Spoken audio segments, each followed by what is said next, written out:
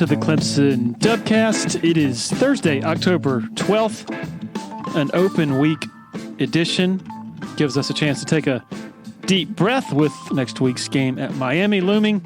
And also at TigerIllustrated.com, we have spent this week taking some deep dives into sort of the state of the team 6 games in.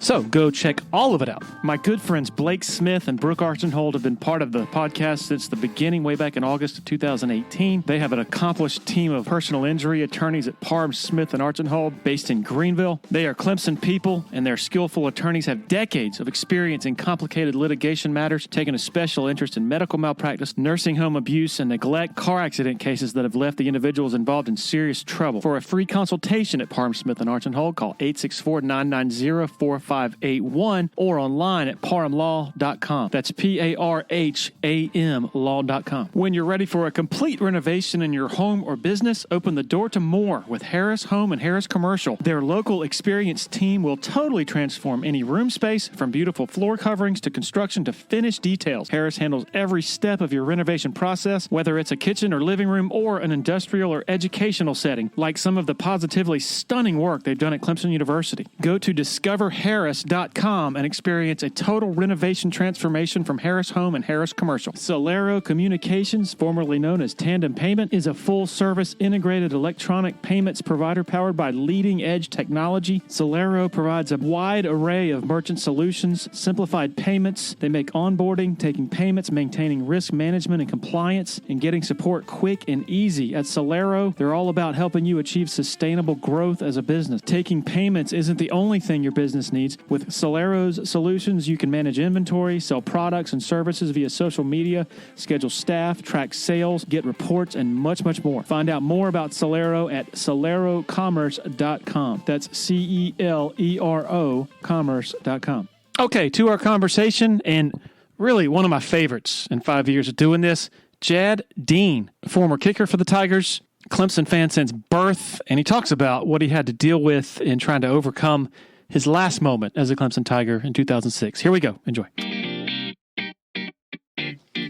Okay, joined by Jad Dean. And Jad, I normally don't do a whole lot of homework for my interviews just because I like to sort of go in dumb and just ask a lot of, I guess, dumb questions.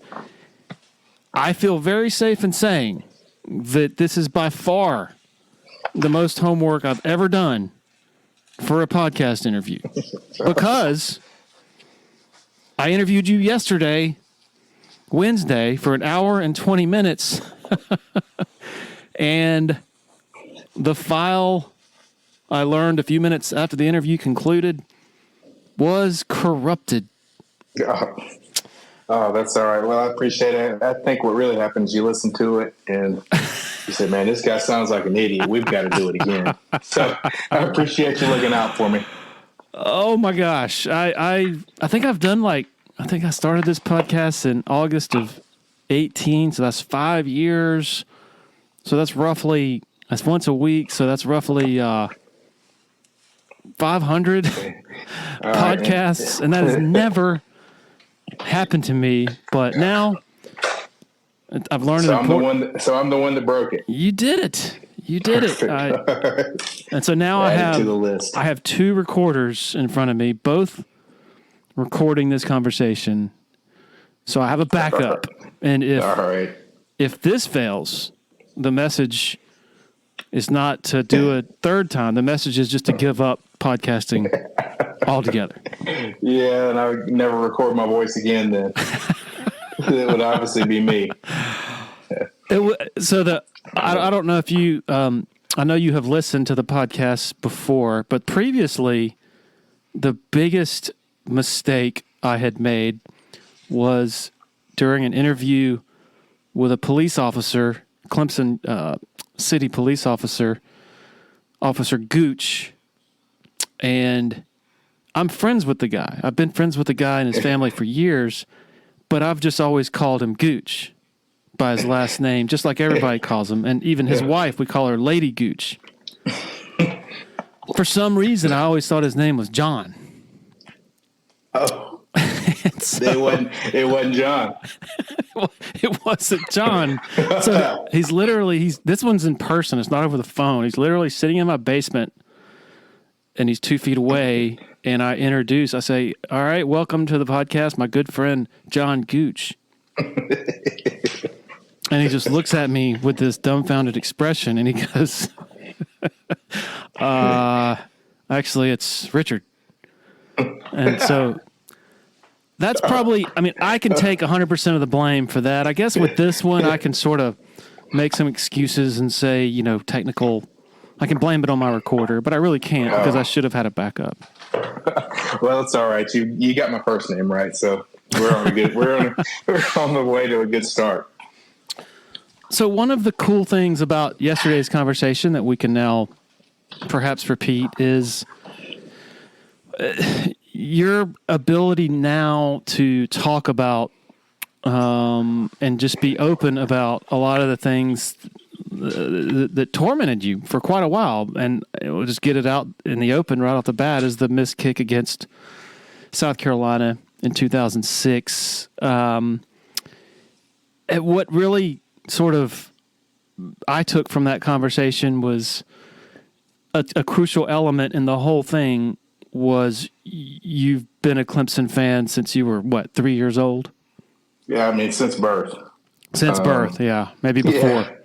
Yeah. My whole family. Granddad went to Clemson, was Clemson A&M. Actually, my class ring is when he passed away. I got that and kind of had it restored. So that's my class ring. It's actually his class ring. Wow. So yeah, it's been in my blood. So, that's kind of what we were talking about a little bit yesterday. We can get more into it, but it was kind of double. It kind of hit me double, as a fan, but as a player. And it was something, a lot of people, they just see the work that goes in on Saturday. It doesn't look like the kickers do a whole lot, but they don't, what people don't see is the summer and the spring and all the hours every day, whether it be weightlifting, the conditioning, the kicking that we put in to get to that point. I'd worked my whole life since middle school. When I started playing football, it was my goal. It's like, all right, I want to play Clemson and play in the NFL. So to kind of see it end like that, it did take me a while to really be able to discuss it with, and kind of look back, not through the lens of hurt and failure, be a little more objective about it and kind of see my career as a whole and not let that define it. But it took a while. When did do you remember the year? Well, I guess you have it on your ring. When did your grandfather graduate? I think it was 50s. I would say 40s. I'd have to go pull it out of the safe and find. I don't wear it regularly. Yep. But yeah, it was Clemson A&M. Obviously pre-co-ed, pre-integration, of course. Like my grandma went to Converse College, so it was all male Clemson and all female there at Converse. So they I'm not sure if they met before or what, but yeah, both of them. So he was at all male school, so he still tells stories about that.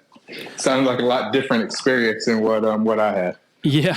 What's your earliest memory of Clemson football? Some of the earliest ones, because when I was a kid, we weren't really interested in the football game. It was kind of more the pageantry of it, going and tailgating. I remember just it was the West End's on the hill. We had, there was a little grass hill over there. And just being after the games, I would think I was way more tired as a kid than I was after a football game when I actually played. Because we'd spend the whole time, you'd get your little cardboard box and you're just going up and down, up and down, up and down. Thinking about it now is crazy. I guess my parents were sitting in the seats, wherever that may be. They just let us go over there and play, and we would play the whole game. So that's kind of my memories is, I'd take a friend, and whether it be throwing a football and kind of replicating what's going on in the game, in our jerseys and helmets, and then sliding down the hill. That's kind of not really the football as much as it is just being there. Do you remember when you started really paying attention to the football, when that sort of grabbed you? Really, when I started playing football, and kind of would look and see what's in. So that was middle school.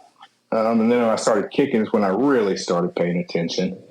I think one of the, well, I don't want to say one of my first memories, but one that stands out the most was Aaron Hunt's kick in '99 to beat South Carolina. So I was a freshman in high school, and I was starting varsity as a kicker, so I was really getting into it. And Clemson was my goal. So I mean, he was living my dream life. And then he had up and down freshman year, but that catch and then the kick, I'll never forget that. Where were you? We were actually in my granddad's box, which was on the Clemson home side, about the 30-yard line.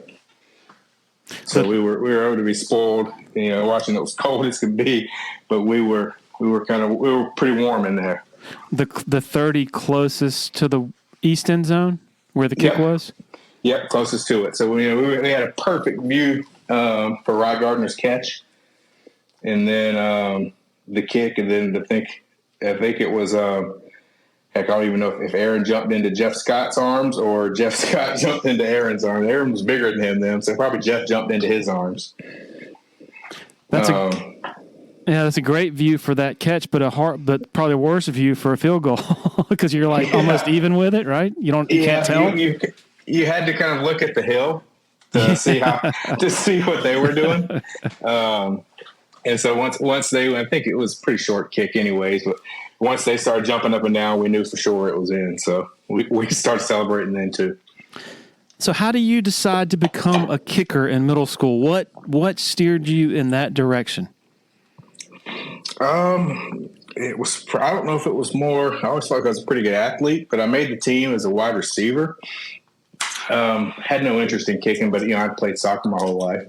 So I think it's week one after they'd already made the cuts at Northside Middle School, and he asked if anybody could kick and punt. And I had on, I was just wearing soccer cleats. So I said, oh, well, I've done it before, or I've kicked before, soccer ball. So he had me kick a couple and punt a couple. And then he said, all right, well, we're done with this part. And he kind of came over to me and he said, son, I think you might be more valuable to the team as if you just focused on kicking and punting. So I don't know if that was a testament to my kicking ability or lack of wide receiver ability. But it was history from there.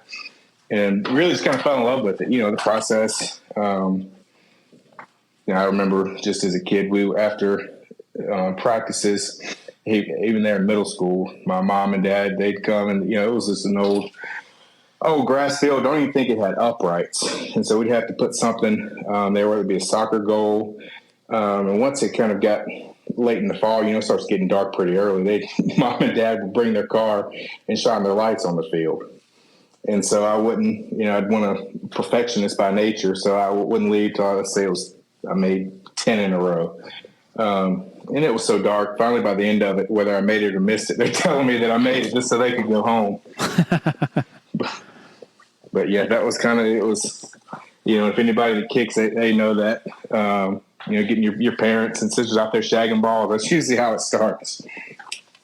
Do you remember when you took it to maybe a higher level as far as getting instruction, like specialized instruction? Because I'm assuming that middle school coaches don't know a whole lot about kicking. Middle school coaches, high school coaches, and college coaches. Nobody really does. And there wasn't, honestly, then there wasn't a whole lot of this was when dial-up internet. So, you had to go on there and you hear the dial tone and all that. So it's not like there was websites for kicking camps. And there was a few of them that had it, but nothing like it is now where you've got all kind of stuff, all kind of specialized coaches for it. You can send them film right there. You can get a virtual kicking lesson. There was none of that. So really in the summer, there's a few camps, the Ray Guy camps, the Carol White camps were kind of some of the first ones that, that had that. So really in the summer is the only time, and really the goal of that when you leave is they try to teach you how to coach yourself. Because once you get back home, you're not going to have somebody there that really knows a whole lot of what to look for. So you kind of learn some drills, just learn to do some stuff, but you kind of see where you're at against people your own age, maybe a few years older, and kind of see how you compare. What's the longest kick you made in high school? The longest kick I'm in a game, I think it was right at 50 yards my junior year.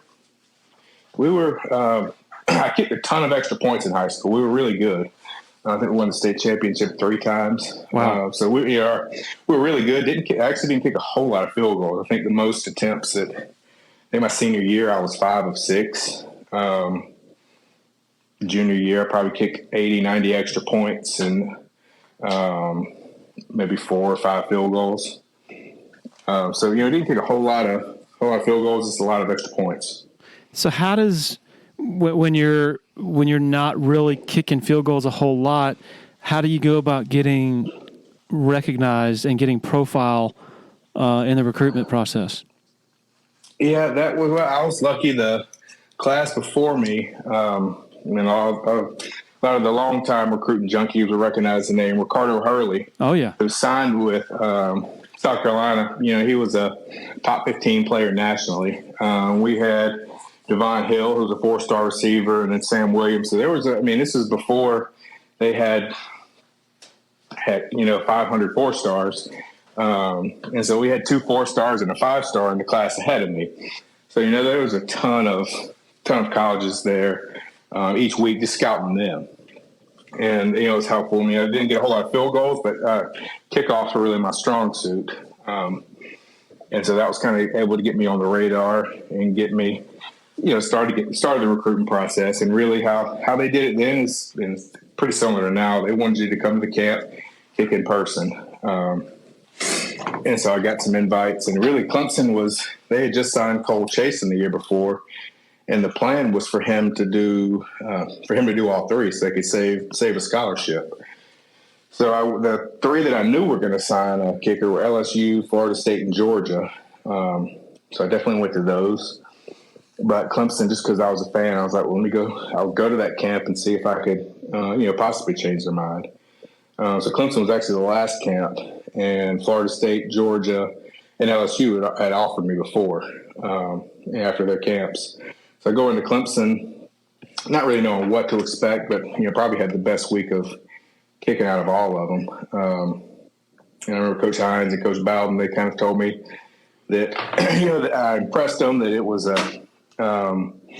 but the scholarship numbers were looking like they were going to try to hold this one guy to do all 3. And said, we'll let you know. We want to see how he does in fall camp. And I think it got back to him a couple weeks later. I guess I was about to commit to Georgia, and Coach Bowden got in touch with Coach Dula. They let him. This was before the contact period. Asked for me to give him a call, and I finally called him at 9, 10 o'clock at night. Had a conversation with my parents and me, let me know he was offering a scholarship, and without even really consulting with my parents, I kind of went and I was like, Coach, I don't know what's the price. Do I say I commit? What do I do? I want to be a Clemson Tiger. It was before the I'm all in, so I wasn't really sure what to do, but kind of committed right there on the spot. All 3 sounds kind of, one person doing all 3 sounds kind of audacious. Is that?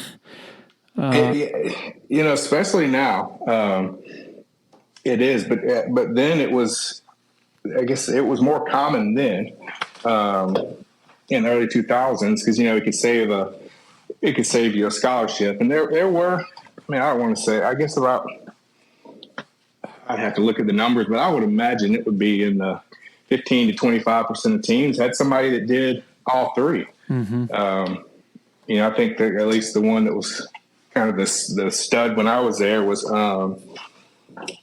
Duval from Auburn. Was mm-hmm. great at everything, but it eventually takes its toll on you. It's tough to do all 3 things at a high level like that.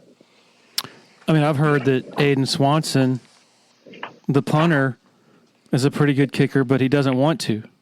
He prefers not to, which initially that kind of shocks me. Like, wait a minute, he doesn't want to, Yeah. But it does seem like things just evolve to be more specialized. Yeah. Yeah, I mean, because it really, people think, oh, if you can kick, you can punt. It's two different motions. And almost, I don't want to say it's different mentalities, but you do have to. It is kind of a different mindset for kicking and for punting. And for me, punting was always boring. It was. I hated practicing it. I like scoring the points. I like the pressure. There's not pressure as a punter if you're backed up in your end zone. But I hated punting. Loved kicking. If you're going on you said visits to FSU, Georgia, LSU, is this when obviously Bowden was at FSU? Was Saban at LSU at that time? Mm-hmm. Yeah. Wow. So, one of my best memories as far as recruiting was there at LSU. And so they had, told us they were going to offer one of the guys from the camp. So I had to fly into Baton Rouge, and my holder, and he was the backup. So that was the camp that he went to for kind of his instruction. He went with me. And we flew in and really kind of just got to the building. Coach Saban was there to watch the kicker. So I had about 5 minutes to kind of get loosened up from the plane ride and everything there in the indoor facility. So I got loosened up and kicked really well. And he kind of just walked out. And then Coach Haywood, who was their special teams coach, came up to me and he said, Coach Saban wants to watch you kick in the stadium. And I was like, whoa, okay. So he took me his golf cart over to their stadium. I don't want to call it Death Valley. I know that's almost sacrilegious. Over to Tiger Stadium, and kind of pulled out where we walked in, kind of through the tunnels. No lines on the field, nobody in the stadium. It was, extremely intimidating. Just a bag of footballs, Coach Haywood, and then Coach Saban pulls up on his golf cart. Kind of comes through, pulls up on his golf cart right about the 50-yard line, and just kind of starts pointing at some spots. And so Coach Haywood would hold it, and I would kick it. So I really didn't know how far it was. I knew he was on the 50, but he was kind of pointing at different spots, and it was probably in my head it seems like 100 kicks, but it was probably about 10 kicks, and then he wanted to see some kickoffs, and he said, "Let's just put it right here." And I think I was probably kicking off from the opposing 20, but it looked like it was about 2 miles the other way with no lines. So really, I had no clue how far it was going, but Coach Haywood had the stopwatch and was kind of charting. Then probably kicked off about 5 times, and he pulled off. He didn't say a word, just kind of pulled off in the golf cart. And so in my head, I'm crushed. I'm thinking, I guess I just bombed this one. But then Coach Haywood came up to me and he said, all right, Coach Saban wants to see you in his office. He said, put your shoes on and go up there. And so I went up there, and he offered me a scholarship there. And he said, he really kind of gave me a time frame. He said, we've got a guy what's the name of that school, from Curtis? It's the J.C. Curtis, who LSU is kind of a pipeline for LSU. Okay. And he said, we've got a guy that, if you don't take it, we'll give you a week or so to kind of get home and talk to your parents. If you don't take it, then we're going to offer him. And they ended up offering him. He punted for him, I think, on the national championship team. Chris Jackson was his name. In 03. Yep. So he was I don't know if he ever ended up kicking field goals, but he kicked off and punted for him. But yeah, that was intimidating. Not knowing, he's not giving any reaction, good or bad. He's just kind of just sitting there, kind of a blank stare in his golf cart. And he has that same hat that he wears at Alabama now. He's just sitting there, not saying a word, just pointing to a different spot. Then he asked for some kickoffs, and I think after I hit one of them, obviously the last one, he just drove off. And I was like, well, I guess I just wasted a trip here to go to Baton Rouge. So, and obviously at that time, in I guess 2002, he didn't have the aura that he has now, but I'm guessing it still felt like an aura, just the way, just his presence. It wasn't, the outside, and he hadn't won a national championship at that point, but just his demeanor was still all business, extremely intimidating. Didn't say a whole lot, and really, that was the first offer I had, and he's like, we'll give you a week to take it or not. I was like, Wow. whoa, what do I do here? So, but yeah, not that it wasn't rude. He was just, it was business. But yeah, he had that no nonsense personality. And so at this point, Florida State is still a kingpin. And so what's the Bobby Bowden, all that? What's the visit like to Tallahassee? So, and for me, kind of growing up, because Florida State was how Clemson and Alabama were during the first 6 years of the college football playoffs, where it was every year they were top 5 in the national championship picture. So for me, growing up, Florida State was the it offer. I remember after my sophomore year of high school when we played Florida State down there, and that was the Chris Winkie to Snoop Menace fake handoff in the end zone that goes for 99 yards. We were in the Clemson section there, kind of right there by it. My dad, we played Orangeburg Wilkerson that night and drove really just to see Florida State, because Florida State was like, that was it. So for me, it was, I really wanted to go to that camp just to see, all right, if I know I'd made it and was good enough if Florida State offers. And so they actually had another kicker committed. And so I wasn't committed about a week before the camp, but I'd already registered. Went down there, long story short, kicked really well, and spoke with Coach Bowden. But by that point, he was kind of not as really involved. He let the assistants really kind of handle everything. He was really just the figurehead. But spoke to me after they had offered me and said, look, we've got this guy committed. Their exact words were, we thought we offered him early, probably offered him a little bit too early, but we're going to honor the commitment. We think that you can come in here, especially with kickoffs and field goals. We don't think we're willing to take 2. And so that was kind of I won't say the pinnacle of my recruitment, but it was like, all right, that'd be like Alabama offering somebody now, where it's like, all right, you made it. Yeah. I remember calling Dad after that, and it was, he's not really emotional. I don't think he cried, but he even kind of hit him a little. Because same for me, we'd always grown up. It's like, all right, Florida State, if I can get this offer, then I've done something. So. Wow. That's pretty amazing, just to put yourself back in. You have to put yourself back in that time, because Florida State, for the better part of the last 2 decades, has sort of scuffled around. Well, with the exception, of course, of the 3 or 4 years of brilliance from, I guess, 12 to 14. Yeah, they're in the Jameis Winston era. Yep. But that's pretty wild. What about the trip to Georgia? Mark Richt was just getting started. His first year was 2001. Was this the summer of 22 when you went there? It would have. So yeah, my senior year of football was 2002. Since he graduated in May of 2003. So yeah, it would have been the summer of 2002. And so, did I say 22? Yeah. Sorry, 02. Yeah. That's all right. That's all right. Makes you feel a little younger, so I'm all right with that. But yeah, he was. I think they had one kind of a promising first season, but it felt like things were headed upward for them. So what was that visit like? And and they were recruiting lights out as well. Yep.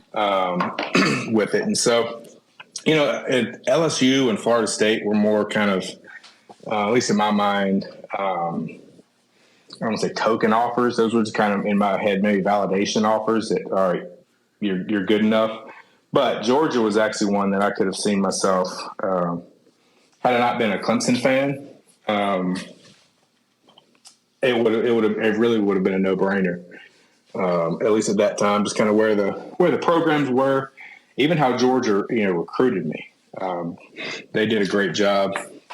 Coach Fabris and Coach Rick. I mean, they each could make one phone call a week, and so they scheduled it. And they realized I was real close to my parents. So I think Coach Rick, when he would call, he would talk to my mom for the first 45 minutes, and then talk to my dad for a few minutes. And then he talked to me for about 10 minutes. But he'd spend an hour every week calling and talking. So yeah, and it was. I remember Clemson's 2003 2002 season. It was a struggle, especially with the way it ended with the bowl loss to Texas Tech, Tangerine Bowl, and got smoked by Texas Tech. And we lost. I mean, a good bit of our commitments.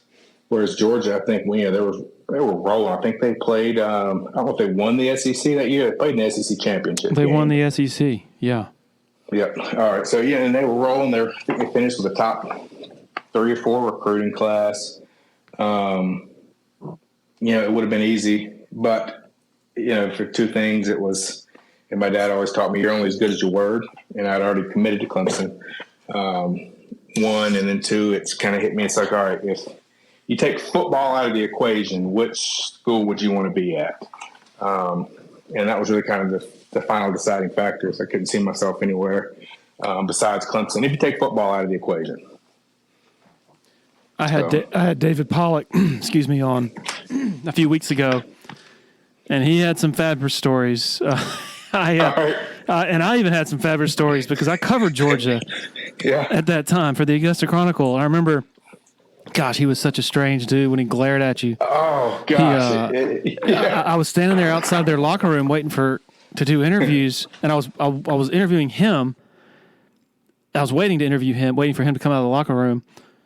And I was just standing in the middle of this foyer area, and he walks up to me, and he's looking at me like something is really wrong with me.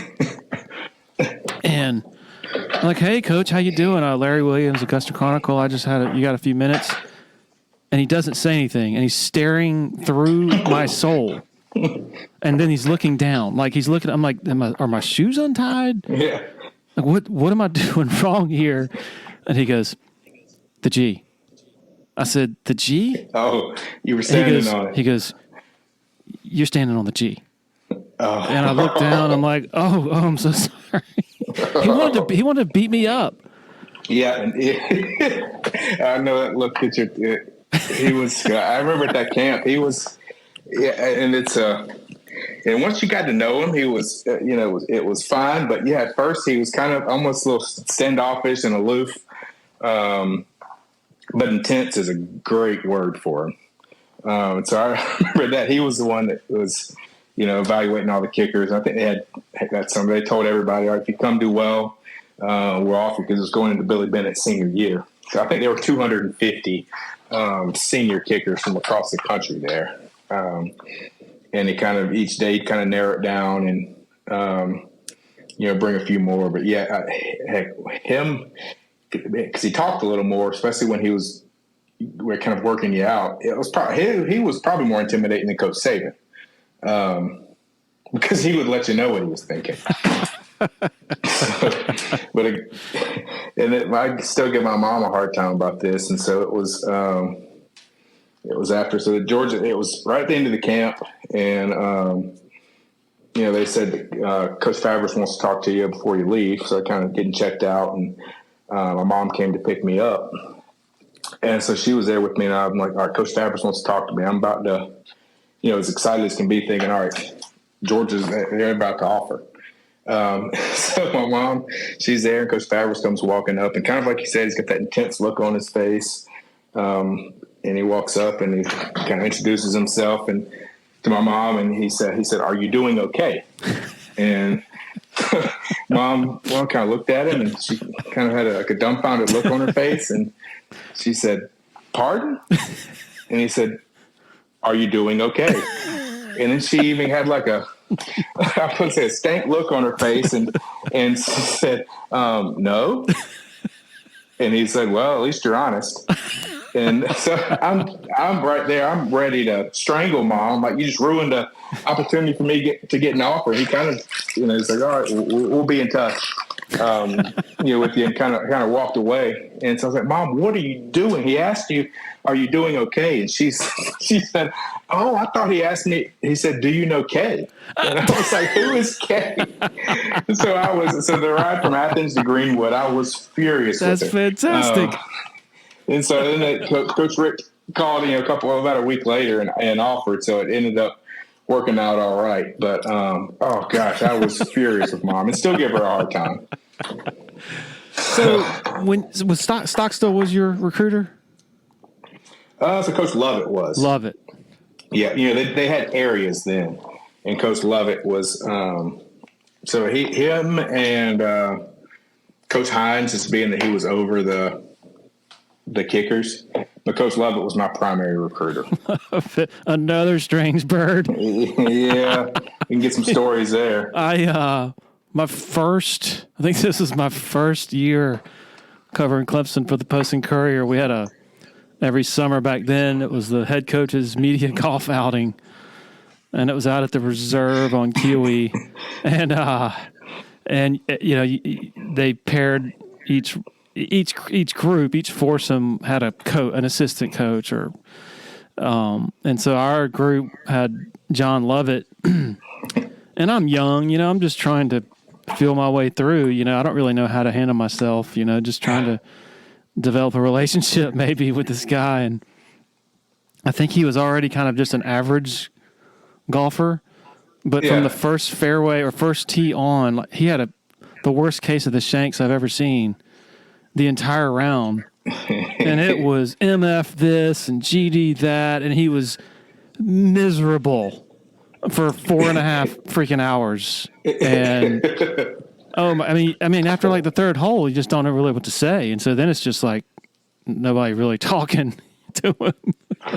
Yeah, because he was not in a, I don't want to say in a bad way, nothing, but he wasn't necessarily a fit. I think he came from in the New Jersey area, so he really just wasn't a cultural fit for Clemson and the rest of the coaches on that staff. He was more of a Northeast guy. So I can see exactly. I imagine if his golf game was struggling, how that would go.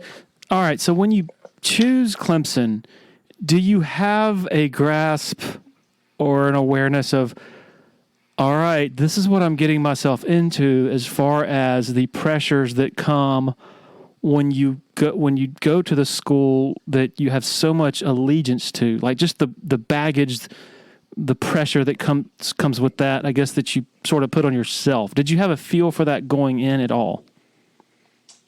No, because kicking was kicking, to me, and so, I didn't kind of factor it in like, all right, well, a loss is going to hit me 2 times as a player because the team I play for just lost, but also as a fan, so it kind of doubly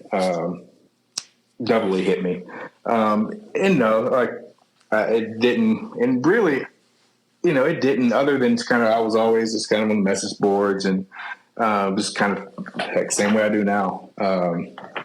Back then, it was a Tiger Rose story wasn't quite as big. Just kind of a habit. I've done it since I think they started. So that was kind of what I did, and I stayed on it in college as well.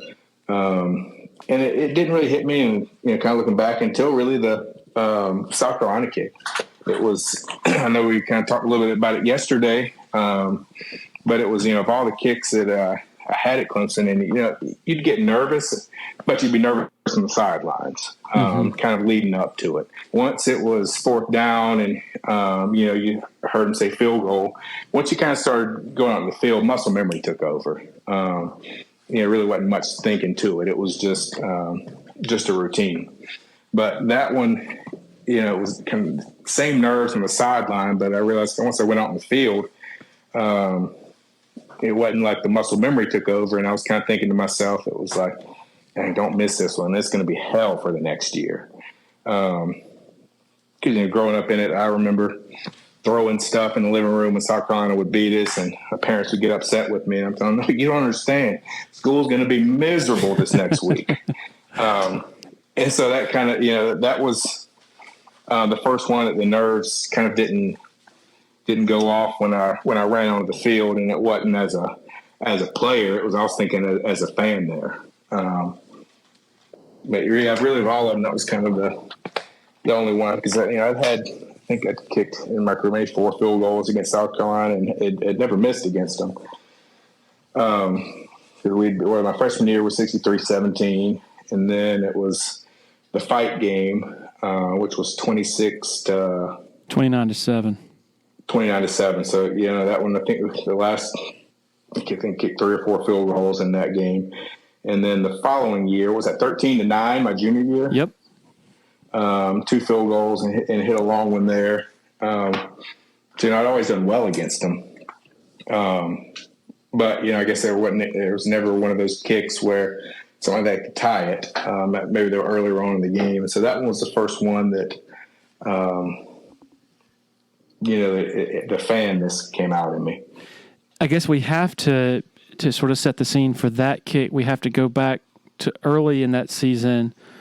The second game against Boston College, blocked extra point, I guess, in the second overtime, and then at Florida State when it was such an adventure that at halftime he had his unforgettable words to ESPN. I ain't kicking no more. Let's go back and just revisit your recollections from those 2 games. Yeah, I think was that the second or third game of the season? Second game, yeah. Okay. We started my senior. We started well, and I'm coming off of the year before was like the runner-up for the Lou Groza Award. My goal was, all right, let's win it this year. But extremely confident. And then so Boston College, it was the second overtime, and we had scored in the first. So we had the ball. They had the ball first in the first overtime, and they kicked a field goal. So then I had to kick a field goal to tie it, to send it to the second overtime. I think it was 36-yard field goal. Made it, go to the opposite side of the field. We score a touchdown, go to kick the extra point, and it's blocked. Then they scored a touchdown, kick the extra point, win it. Go to Florida State the very next week. So it's the very next really kick as far as on the field action. And it's I think if the first one was a field goal, it was ran back for a touchdown. And the very next one was the extra point. They ran it back for a 2-point conversion. So it's 3 kicks in a row that were blocked. And Coach Bowden did say that. I didn't hear that till later on. But I remember after the game, I think I ended it and made the last 2 extra points. So things were all right. And so, he even told me, the coach in the locker room, he said, came up to me and said, look, it's sitting on you. We'll get it fixed. Don't worry. We'll get whoever we need to get in there. We'll get this fixed. And so I'm thinking, all right, everything's all right. Cause we ended up winning that Florida State game. And so I wake up Sunday morning, to my mom calling me, and she's just kind of in hysterics and angry. And I'm like, what? She's like, you hadn't seen the paper? I'm like, well, no, I don't get one here. We just woke up.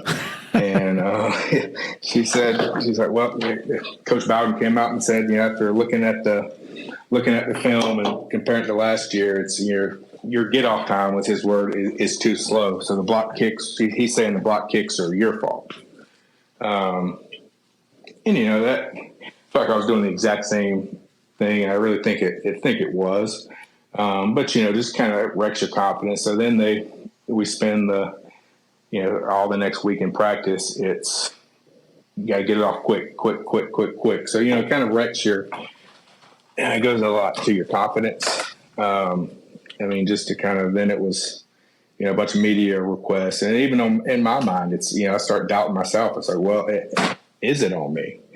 You had to spend the rest of that year building the confidence back, and I didn't feel as good as the year before, but I think going to the South Carolina game, I think it was like 15 of 18 on field goal, so I turned it around pretty well.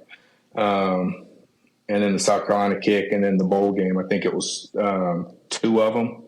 So I missed the last 3 kicks that I had in the Clemson uniform, and even in my mind, I almost forget the Kentucky Music City Bowl because the big one was the South Carolina one. But it was a kind of a crappy way to end it. And for a long time, I let that, the way it ended kind of define my whole career. and in my mind. So it wasn't for years later where I could kind of look at the big picture and see, you did a lot of good things there. It didn't end the way that I would have liked, but I no longer let that define how I viewed my career. It's wild how I've been thinking about this for the last couple of days. How fans are generally brutal to anybody who screws up in a big situation, but it seems like they reserve a special type of brutality for a kicker. I'm just thinking back to some of the skill guys who have, screwed up in big moments, like Aaron Kelly against Boston College in, what was that? 07. Dropping the ball. I mean, of course, people still remember him for that, but it's not like, like enemy of the state, like never come back or anything like. Not that was how people viewed you or anything. I'm just saying, like, Antonio Williams drops the punt return against South Carolina last year. Phil Maffa fumbles against South Carolina last year. I think people certainly aren't happy about that, but it's not like that's how their career is going to be branded. Whereas, man, you missed that kick, and that's how you're branded. Why is that? And is it just maybe the root of it, just a lack of, it's just like we were talking about earlier with, you don't even have college coaches who know much about kicking. There's just such a gap there between most football-loving folks and playing folks and coaching folks and the special teams guys. Yeah, I mean, I think it's kind of a number of things. Usually it's, the kicks like that are usually one of the final plays, so that's kind of what stands out. But I think more than anything, it's, kicking at a high level, especially watching it now on Saturdays and Sundays, they make it look easy. And everybody assumes that they can do it, and they think, this guy has one job. It's not like they have to do, anything different. It's the same thing over and over, and assume as well. If I practiced every day, I could make that kick.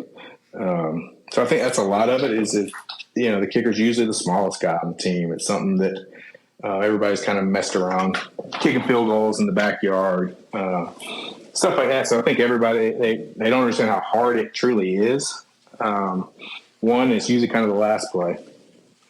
But, it's good. The flip side of that is when you make a kick that, you might not have been in there all game, done anything. You make a kick at the last minute and, the kicker hit the game winner.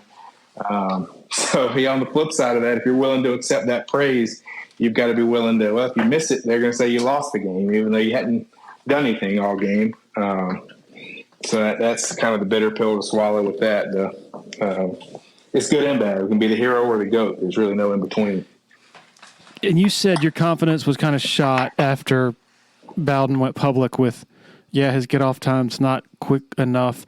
How did that manifest itself? Are you standing there on the sideline from that point forward instead of being like, all right, I'm ready to, put me out there, I'm ready to kick, or are you more like, gosh, I hope we just score a touchdown here so I don't have to go out there? Did you deal with that? Yeah, definitely. And, it was, and not that I didn't want us to score a touchdown throughout my career, but I kind of had the mentality was, all right, I want the ball, put it on me. So once we got inside the 50, I mean, if I'm being honest, I was hoping the drive was going to stall out so I could kick a field goal. I felt in every game I went in, whether we were playing Furman or Florida State or Miami, I went in hoping it was going to come down to a game winner and expecting it to. Just because that's, if it happened, I didn't want to be like, oh crap, here it is, and I hadn't prepared. So in my mind, I was preparing for a last second kick, no matter who we played, and wanted it. But after kind of, especially once everything kind of went under the microscope, and whether it be publicly and kind of some of the, you'd hear some of the fan comments and everything like that. And honestly, I didn't do a good job of blocking it out like I should. But yeah, so it kind of got some midway through the year where it was, all right, let's score a touchdown here, and and kick an extra point, so I don't have to kick a field goal. And it seems like a kind of a little subtle in your head, like mindset change. But, when you're going out there to not to miss rather than, to hit a good ball, and in your mind, you've already made it. It makes a huge difference. It's kind of, it's a lot like golf. It's about the most athletic thing I get to do now is if you're standing on a tee box and, you're worried about OB right or water left, telling yourself, all right, don't screw it up. Well, that's probably what you're going to do, rather than just kind of going out there with a confident swing. And so that's kind of how it got that year. I was going out there, all right, don't mess this up. It was not that Bowden, I don't want to say throw him under the bus or anything like that, but his approach of handling things was, especially publicly, was a lot different than Coach Sweeney. So I really appreciate the way Coach Sweeney handles it. You never see him down on a player publicly. He's going to build him up. I think even with gun struggles right now, build him up publicly, and even saying he's the most talented kicker that we've had come through the program. He's going to do great for us. So it's not that he's, where he might be saying something different behind closed doors, but at least publicly, it's nice to know that your coach has your back. So I always appreciated that from Coach Sweeney. Just for me mentally, it was kind of a turn. I went from really wanting the ball to just, all right, let's just get an extra point and not screw it up. Sorry, when I laughed earlier about you saying you were hoping the drives would stall out, I laughed because I could hear Clemson fans making Rob Spence jokes already about that. But yeah, and we a lot of them did stall out, so we were able to kick a lot. I think my junior year, I kicked more field goals than I did extra points, it was maybe right about the same thing. It meant and. Mom always texts me now. I think she's the one of all like my kicking career that bore the brunt of it. And as a parent now, I get it with my little girl. Even when she played t-ball, there's no outs and nothing. She's up to bat, and I'm sitting there biting my fingernails, nervous as can be. So I can imagine, the torture it put them through during the games. But she always texts, and she's like, "Why can you go to Clemson now?" She said, they win a lot more. She said, but no games come down to kicks. Especially when we're blowing people out, it did seem like, for my sophomore and junior year especially, that we were either going to overtime or it was a kick in the final few minutes to put us up. Or in every game, there was no blowouts. Everything was close. Yeah, when during the recent Florida State game, when Whites came out there multiple times, they keep zooming in on the box where his family is, and his mom is just bawling, Yeah. Just the nervousness and the tension is just, you just don't want to trade places with them at that moment. I can't imagine. And that's what Mom called me after the game, and she was like, she said, I'm so glad that, they never put the camera on me. She said, while you were kicking. And there's pictures that we have that there's at my parents' house from the games, and it's taken from the opponent's sideline. We're kicking towards the hill.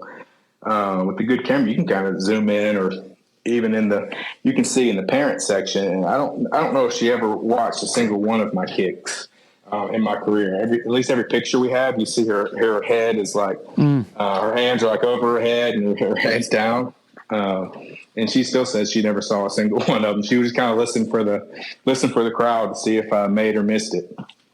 So yeah, she was feeling for White's mom.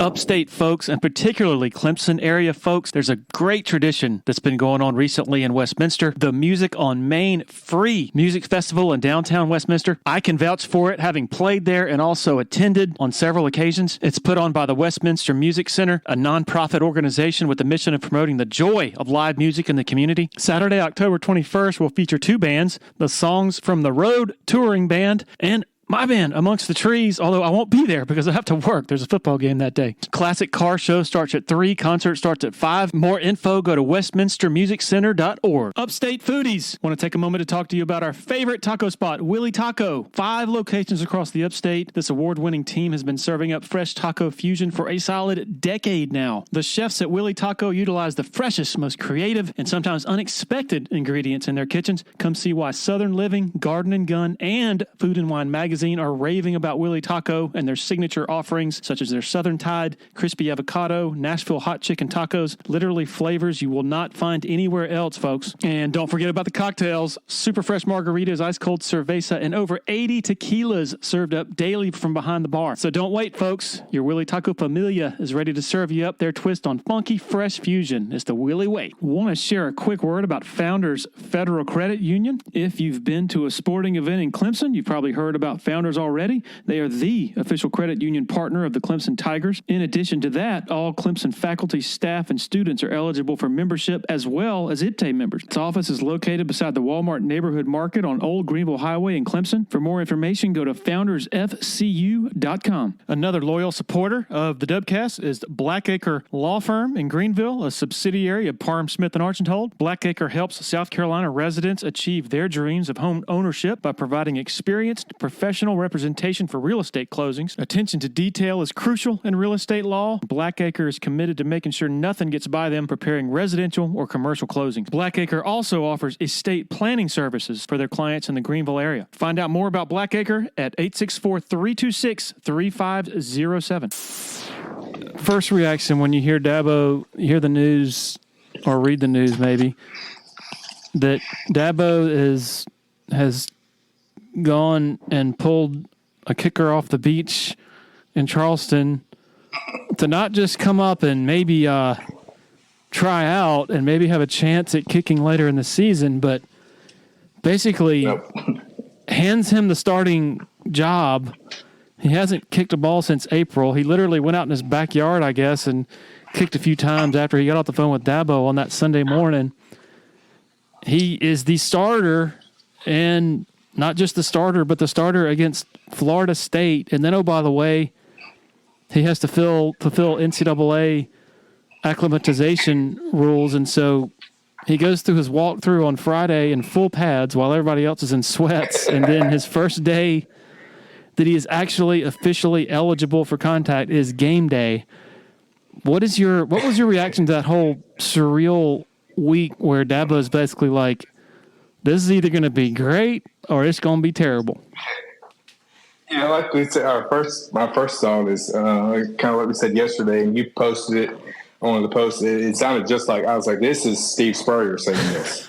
And you said it and you hit the nail on the head, and it's like, wow, that could be Steve Spurrier, especially when you typed it out and kind of and had it. But a lot of it was, looking back, I can't imagine because when your nerves kick in, you have the muscle memory and the past experiences to kind of lean back on.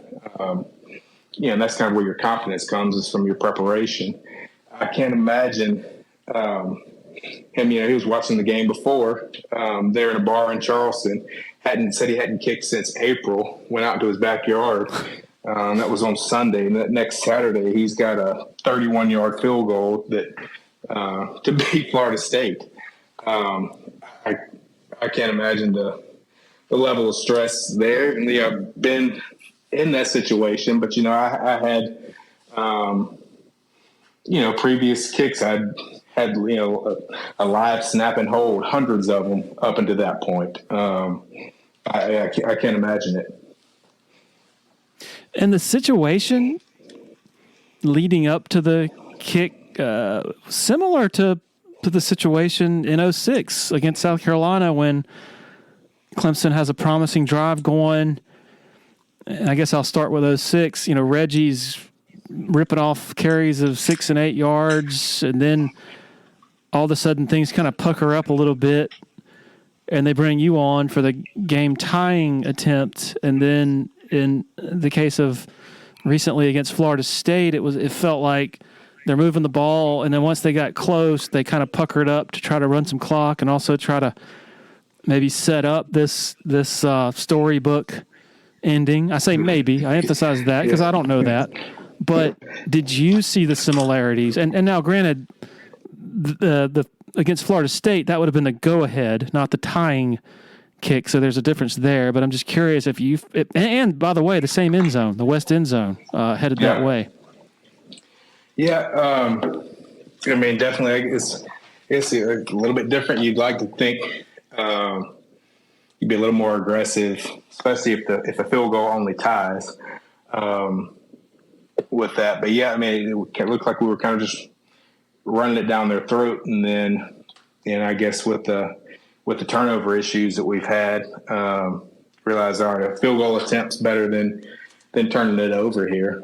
But yeah, it did seem like it was kind of in my mind. I'm thinking didn't want it to come down to a kick for his sake. And I think he's doing a great job, especially considering the situation. But give him a couple weeks before we put it on his foot and say, here, to keep our ACC hopes alive, you need to make this. Let's give him a couple weeks for that.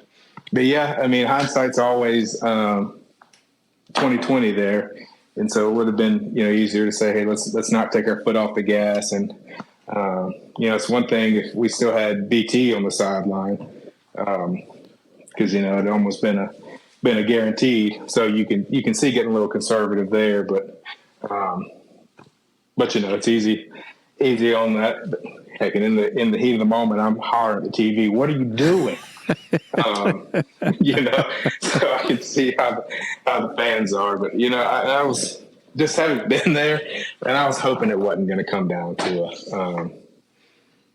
that. All right. In the 10 minutes or whatever, 8 minutes leading up to your kick in 2006 against South Carolina, obviously indelible memories. Are they sounds that you remember? Are they snapshots that you remember? What form do your recollections take of that final sequence before and immediately after? What is it? Just what is that like in your mind? What do you recall? What have you recalled first and most prominently, just in terms of what it felt like, what it looked like?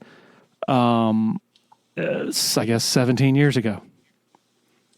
Yeah, when I kind of look back on it now, I mean, it's almost pictures in my head, and obviously kind of the feeling that I, kind of felt at that moment when I look back. I don't remember a whole lot from really up until the kick. Like, I know it was senior day, so we got to run down the hill. Your parents were down there. I don't remember. We have the picture from it, but I don't remember that at all.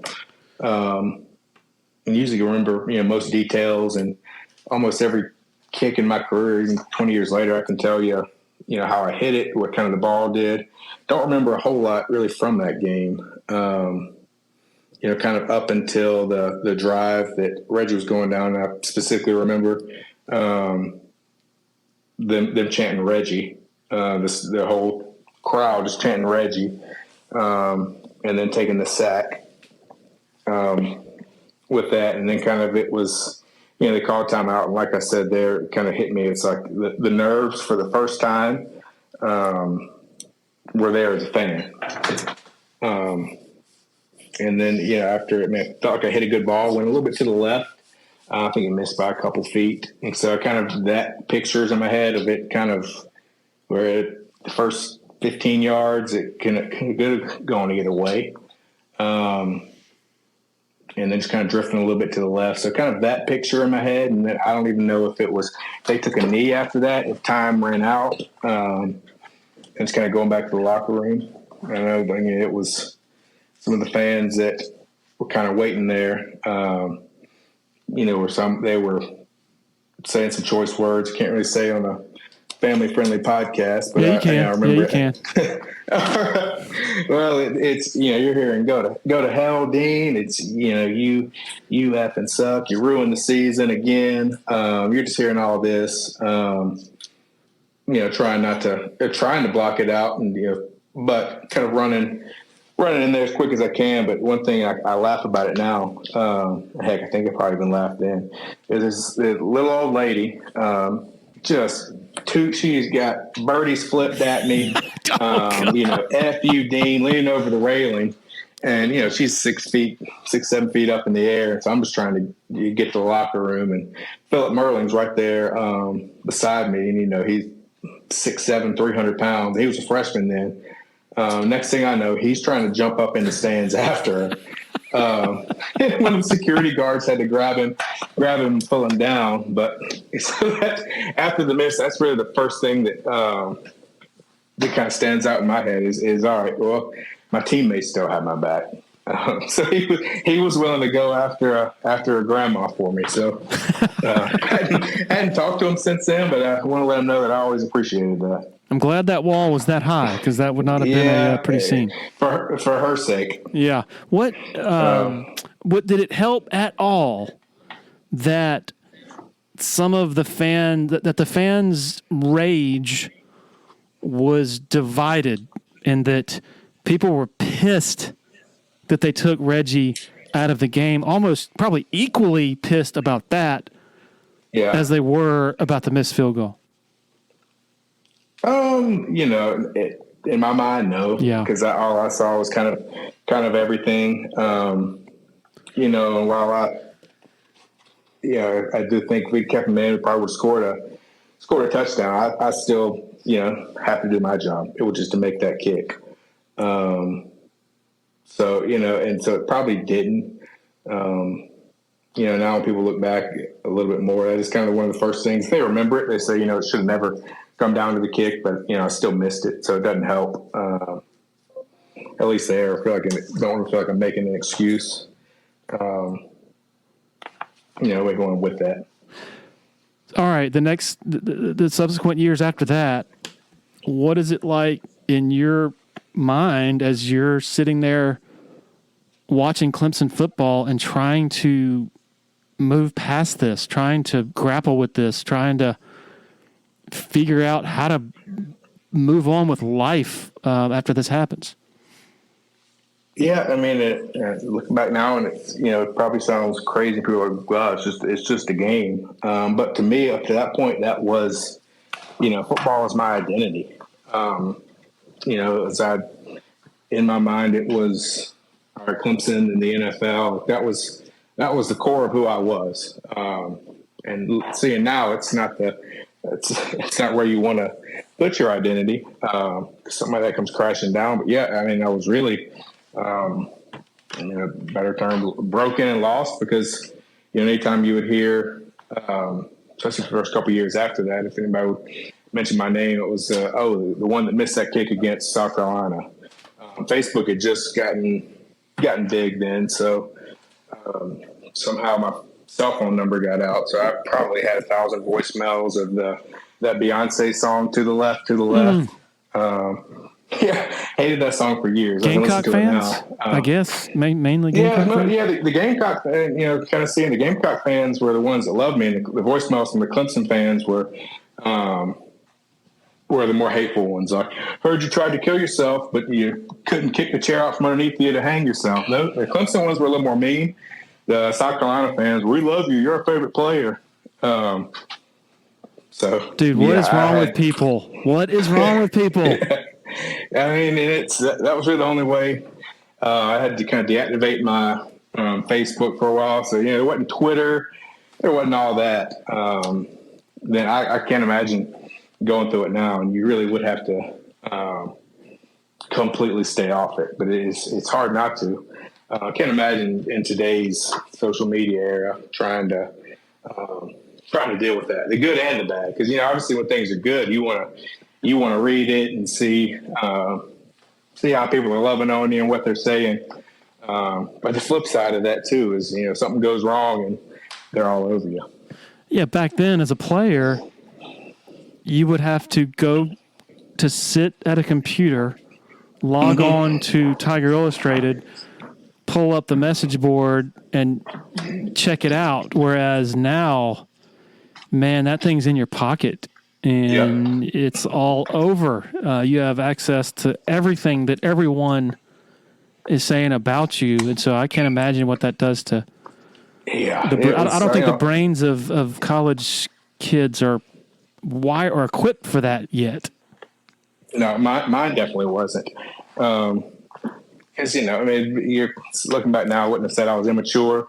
But, you as a 19 to 22-year-old kid, you loved hearing the great things about you. And for the first 3 years, it was great to get on there and read the stuff. But, I kind of built up those habits of getting on there. And so I still did. But, I can't imagine. And now you can get notifications on your phone. You've got, every heck, and even more than we had on the computer back then. Now you've got everything on your phone. You can't get away from it.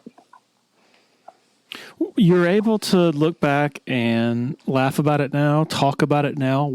How long did it take you to get to the point where you could do those things about that kick?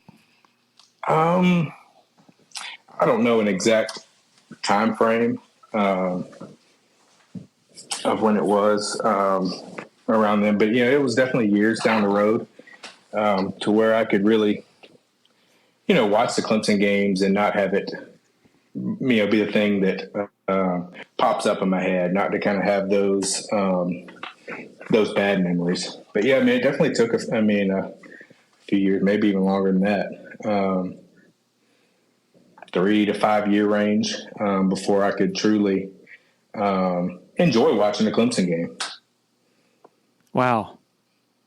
And it's just a case of it's just time. That's the best explanation. Yeah. And then, obviously with time, I'm able to see the big picture. And like I said earlier, it was, really for years, it was, I viewed myself just kind of based on those, that kick and kind of how the season ended, and didn't see the picture as a whole.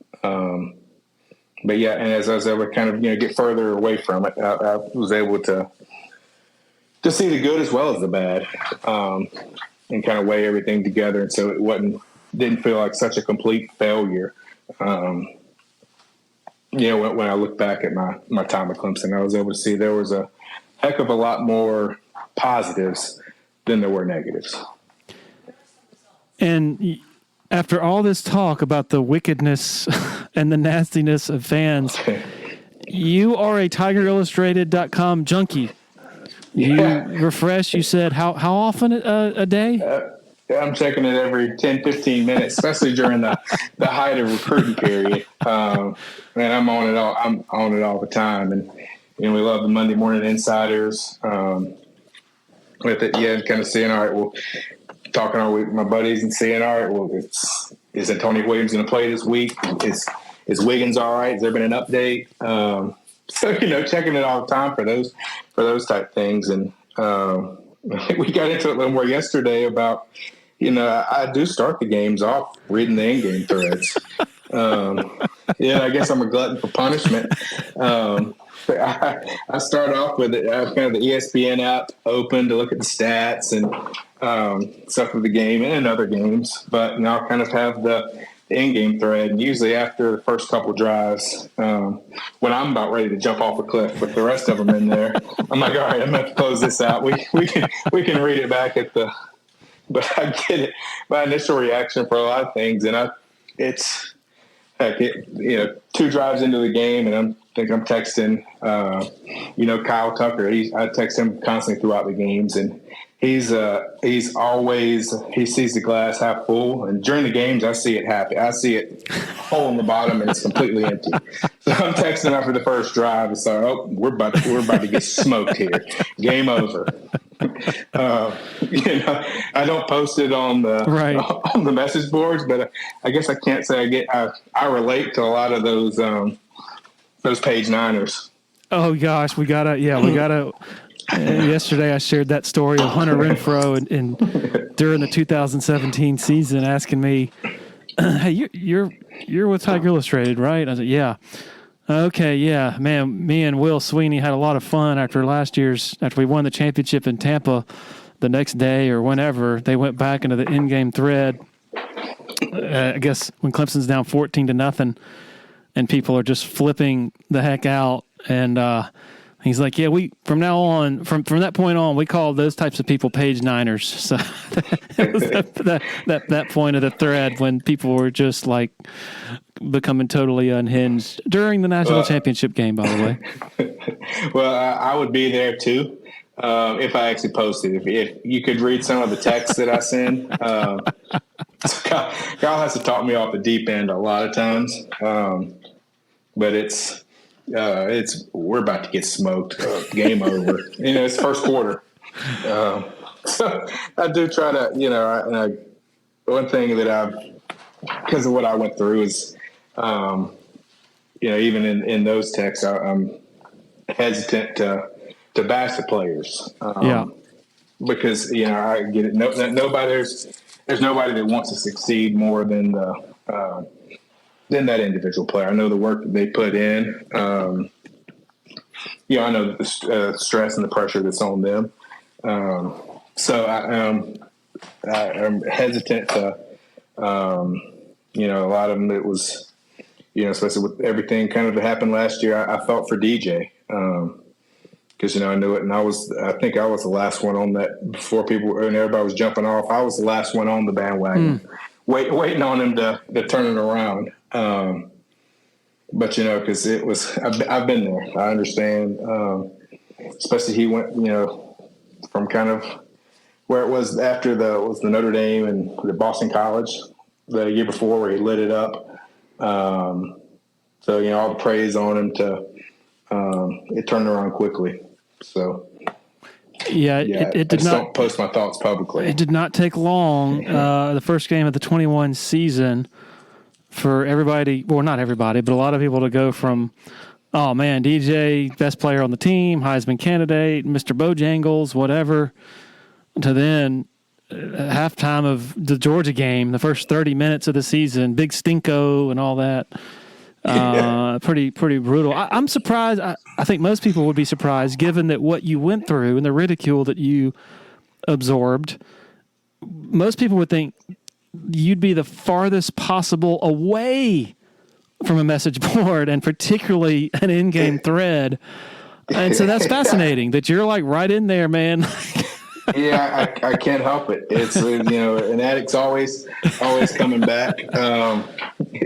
And I'll usually read them at the end, especially after the wins. It's great to kind of go through and see the momentum shift, and you can kind of see exactly what's going on just by the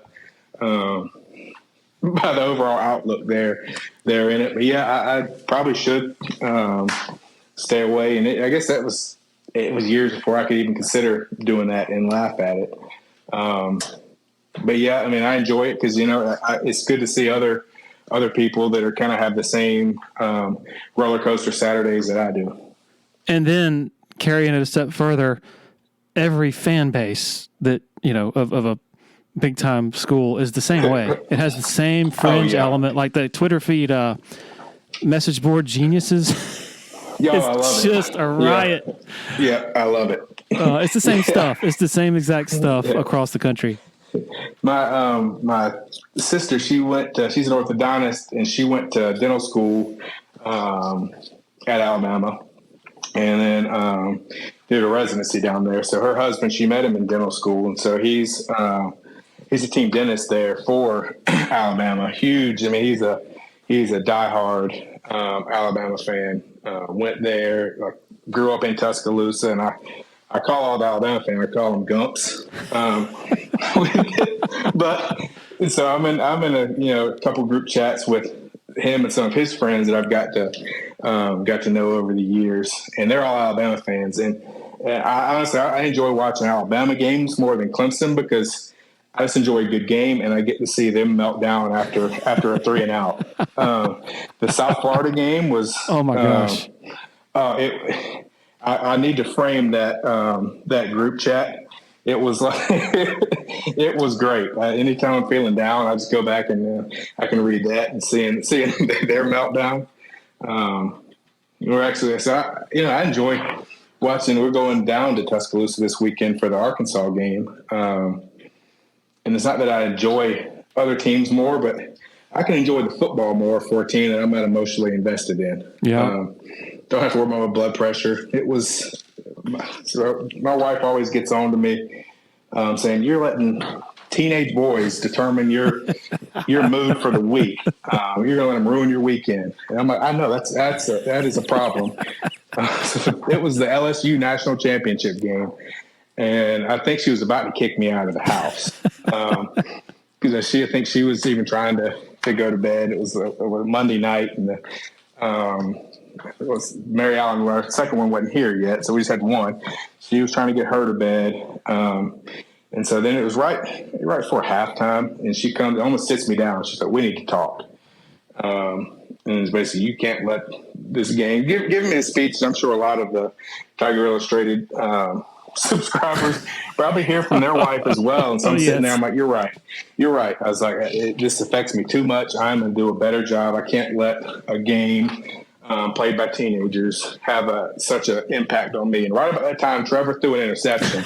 And I took my hat off and slammed it up against the TV, started saying, curse words, and she's just walked out.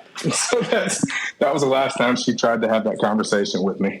Chad, I can't tell you how many times over the years I've met fellows or a subscriber who's been with his wife, and he's introduced his wife to me, and the look from each wife is the exact same to me. It's like, it's like I'm a drug dealer. Yeah, you're the drug dealer feeding that addiction. It really is. Yeah. I mean, it's like a roll of the eyes combined with, you're the reason my husband is so crazy. Yeah. I told my wife that you had asked me to be on the podcast. And it was almost kind of the same thing. She's like, she's like, so he's the reason that you spend so much time reading that. And I was like, well, that's not really his fault.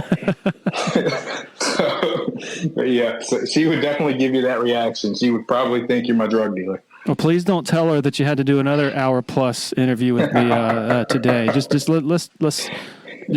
let her think it's just 1 hour. But I always, it's like, we were like, what is wrong with these people? This and that. People are crazy, but if it were a rational pursuit, it would be intramurals. It wouldn't be big, right? You can't have. You have to have one thing comes with the other. And so it's almost like I often equate my job to being a bartender, like sort of refereeing the message board and communicate with everybody. It's like you have your big main, stretch of bar where that's mostly your normal people who don't really talk a whole lot. And they're just there to have a beer, have a good time. And then you got your one end of the bar is your crazies on one, and you're having to act differently towards them, and then your crazies on the other. And so those are the ones who are the vocal. Those are the ones who post all the time, right? And so, and they're always fighting with each other. And so it's fascinating, and I'm just I'm thankful to have made a living at it, and that people actually pay me to do it. Yeah, I mean, if Tiger Illustrated were to go away, I would free up a lot of my time that I don't know what I would do with. So I appreciate it. Y'all it keeps the days interesting. And I don't post. I think my buddies posted a couple times under my name, and I think it was like 2009, 2010 when I joined. Maybe posted 3 times in the 13 years. So I'm lurking all the time. Hardly post. That doesn't mean I'm not as crazy as the ones that are posting all the time. I just kind of keep my thoughts to myself. Has talking about this publicly been helpful to you? Yeah, I think it's definitely been cathartic for me. It's not something that I get the opportunity to sit down and kind of talk in an extended form about it. Hadn't gone to counseling or anything like that for it, so I've never really had this long of a conversation. I mean, honestly, it helps me realize, it's you have grown a whole lot from it. So I appreciate it. Yeah, really. Yesterday was probably the first time that I've had kind of an extended, talk about it. with kind of the whole thing. It's kind of the career as a overview, really diving into kind of thoughts, feelings, and everything that went on in 2006. Well, honored that you chose this platform to do it. And I kind of feel like, given the past 17 years of people fans haven't viewing you one way, it's kind of I feel like it's a duty on our part to share your story and to bring more perspective and more layers of your, you're a human and going through stuff just like everybody else does. So I think this will certainly give people a better idea of who you are and just a better, more respect for your story and your progression. So I really appreciate you being with us. Yeah. Well, thanks for having me. And if nothing else, I mean, I don't care what people, I'm kind of over it, even though I'll read it. Stuff that they read about myself doesn't get to me. And I know yesterday we talked about it afterwards. I'm sure some of the uniform photo shoot pictures are gonna pop back up, and I can laugh at it now. But if nothing else, maybe it'll be a little bit. Some of the ones maybe be a little less hesitant to throw a player under the bus and write them off so quick. Some of our current players. Can you refresh my memory on that photo shoot? I remember, I have vague memories of it, but what was it? Was it entering the 2005 season? Yeah, it was before the 2005 season. I think it was in January. So nobody'd seen the sun, and we had gone from Oregon was the first one to have those kind of really tight uniforms. And so they asked, a few of us is kind of different numbers across the spectrum. And, I wasn't built like some of the position players were. I wasn't sitting there at 2% body fat and, all that. My physique wasn't quite as good. And I looked, it was before Twilight, but I could have starred in the Twilight movie as white as I was. The uniform pictures came out, and people went nuts with the Photoshop. People still post those randomly now. I don't. Yeah, I think usually you'll see maybe once or twice a year. One of them will pop back up, and I'm sure this will refresh quite a few of them. It's coming later today. Yeah. There wasn't all kind of social media stuff, so it wasn't on that. So it was just message boards, and I think it was mostly South Carolina fans. But man, they had a field day with it. So. Well, Jad, thank you. I have enormous gratitude for your patience. If this file gets corrupted, I'm just gonna go for a swim in Hartwell and maybe tie a brick to my foot or something, because I wouldn't know what else to do. But I think we're okay because I have a backup. All right. Well, perfect. Well, I'm glad to be able to help. Hopefully today this one was just as good as yesterday. Okay, I am so thankful that this second one saw the light of day. Really grateful to Jad for his patience and time. Man, great stuff. Great stuff. Appreciate the support of our sponsors for helping make this happen as usual. And also as usual, last but not least, last but most, thanks to every one of you for hitting that play button. Really appreciate it. Cheers.